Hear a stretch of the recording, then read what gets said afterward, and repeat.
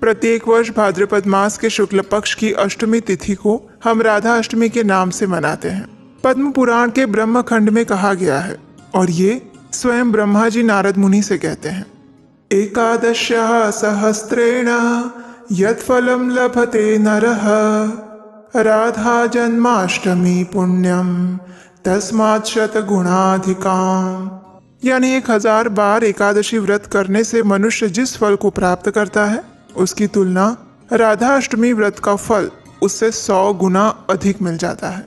इतना ही नहीं, गंगा आदि तीर्थों में स्नान करने से जिस फल की प्राप्ति होती है उसी फल की प्राप्ति भगवान श्री कृष्ण की प्राण प्रिया राधा जी की अष्टमी का व्रत करने से होती है। तो इस प्रकार हम देख सकते हैं कि राधा अष्टमी का पर्व कितना महत्वपूर्ण है और विशेषकर भगवान श्री कृष्ण के भक्तों के लिए ये एक दुर्लभ और सुवर्ण समय है।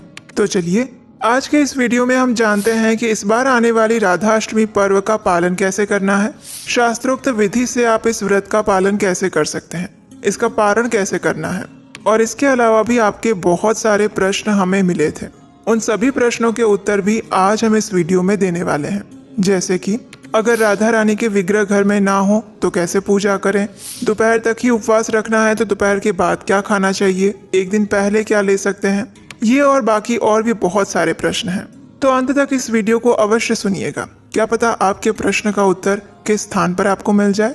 तो चलिए आज का ये राधा अष्टमी विशेष व्रत विधि वीडियो आरंभ करते हैं।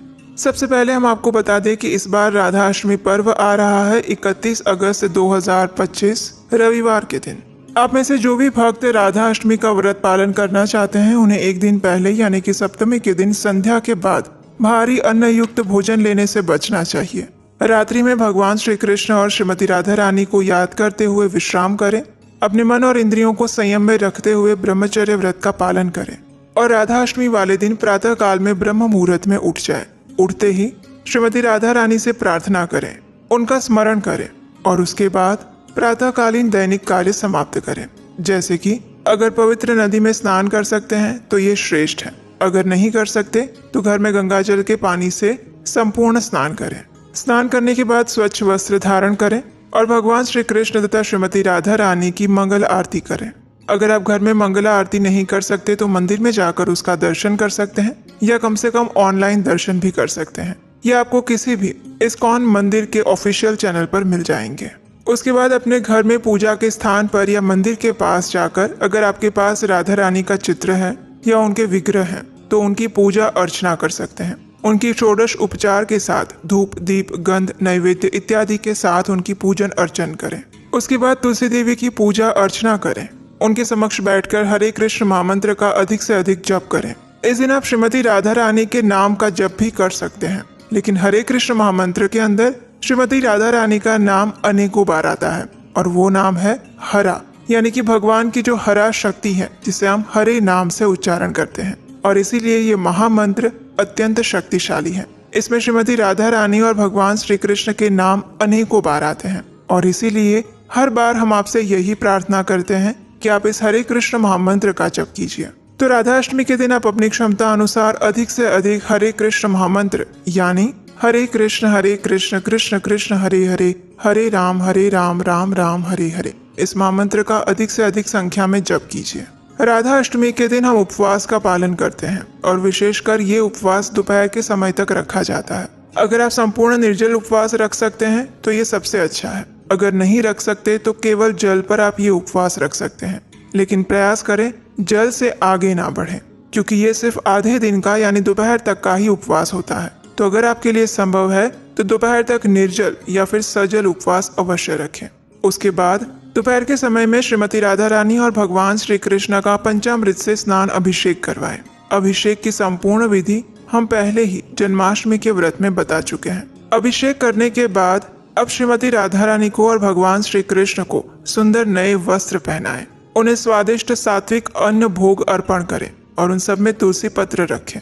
जब भगवान भोग स्वीकार कर ले उसके बाद उन दोनों की विशेष आरती करें, उन्हें धूप अर्पित करें, पुष्प अर्पित करें और अभिषेक द्वारा जो चरणामृत आपको प्राप्त हो रहा है उसी के माध्यम से आप अपना राधाष्टमी का व्रत खोल सकते हैं और आप दोपहर के बाद अन्न प्रसाद ले सकते हैं।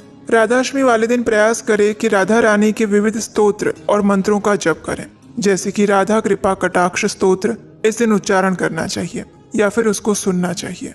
इस दिन हम श्रीमती राधा रानी की सुंदर लीलाओं का श्रवण करें, उनके दिव्य नाम रूप और गुण तथा लीलाओं के विषय में सुने, लेकिन प्रमाणभूत वक्ता से ही सुने, क्योंकि हम जिससे सुनते हैं उसी की चेतना हमारे मन मस्तिष्क में जाती है।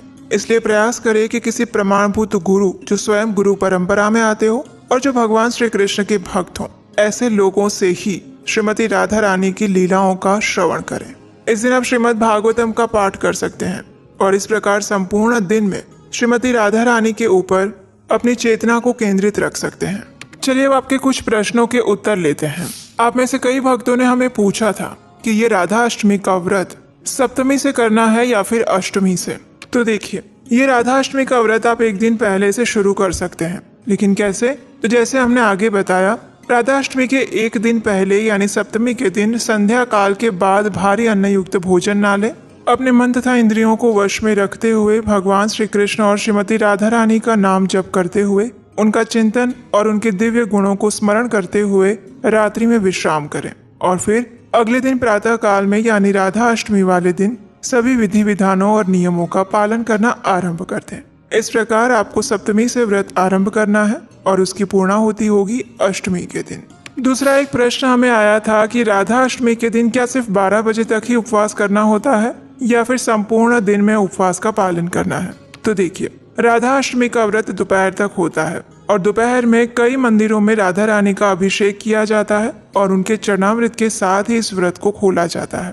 लेकिन कई स्थानों पर भक्त संपूर्ण दिन भी राधा अष्टमी व्रत का पालन करते हुए उपवास रखते हैं। कुछ भक्त 12 बजे के बाद सिर्फ एकादशी प्रसाद के साथ व्रत रखते हैं और कुछ स्थानों पर 12 बजे के बाद अन्न प्रसाद लेकर भी व्रत रखा जाता है। तो आप अपनी शारीरिक क्षमता अनुसार इस व्रत का पालन कर सकते हैं। आदर्श स्थिति ये होती है कि दोपहर 12 बजे तक आप निर्जल या फिर सजल उपवास रखें और उसके बाद चरणामृत के साथ आप इस व्रत को खोलें और 12 बजे के बाद आप अन्न प्रसाद ले सकते हैं और उसके बाद भी संपूर्ण दिन में जो आपने राधा रानी को भोग लगाया था वो भी ले सकते हैं और कोई भी सात्विक अन्न प्रसाद पूरे दिन में लिया जा सकता है। तीसरा एक महत्वपूर्ण प्रश्न हमें आया था जिसमें आप पूछ रहे थे कि अगर किसी के घर में राधा रानी का चित्र या उनके विग्रह ना हो तो कैसे पूजा करनी चाहिए। तो देखिए, अगर आपके घर में राधा रानी का विग्रह नहीं है और आप अभिषेक नहीं कर पा रहे हैं तो कोई बात नहीं, बिना अभिषेक के भी आप ये व्रत पालन कर सकते हैं।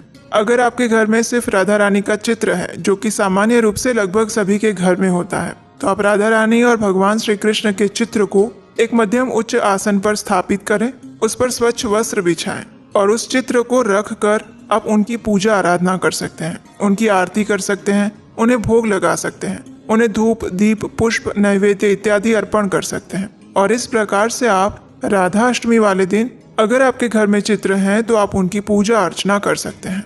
लेकिन अगर किसी के घर में राधा रानी का चित्र भी नहीं है तो क्या करें?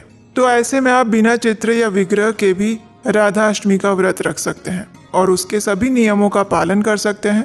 अगर आप प्रत्यक्ष पूजा अर्चना नहीं कर सकते हैं तो मानसिक रूप से पूजा अर्चना करें और अगर आपके घर के आसपास में कोई मंदिर है जहाँ पर राधा अष्टमी का पर्व मनाया जा रहा है तो वहाँ जाकर आप राधा रानी के दर्शन कर सकते हैं। बिना अभिषेक और बिना पूजा किए भी राधा अष्टमी का व्रत रखा जा सकता है। एक और महत्वपूर्ण प्रश्न आया था कि कुछ महिलाएं पीरियड्स में अगर हैं तो उन्हें राधा अष्टमी का व्रत कैसे करना चाहिए। तो उसके भी नियम वही है, सरल है। आप प्रत्यक्ष सेवा पूजा नहीं कर सकते, राधा रानी के लिए भोग नहीं बना सकते, उनका अभिषेक नहीं कर सकते, उनका श्रृंगार नहीं कर सकते, लेकिन आप उपवास का पालन कर सकते हैं, हरे कृष्ण महामंत्र का अधिक से अधिक जप कर सकते हैं, उनकी दिव्य लीलाओं और कथाओं का श्रवण और कीर्तन कर सकते हैं और सच्ची साधना यही है। इसलिए पीरियड्स काल में भी आप उपवास रख सकते हैं और बाकी आपकी आध्यात्मिक जो भी प्रक्रियाएं हैं, कार्य हैं, उसे संपन्न कर सकते हैं। उसके बाद एक और प्रश्न आया था कि गर्भवती महिलाएं इस राधा अष्टमी व्रत का पालन कैसे कर सकती हैं।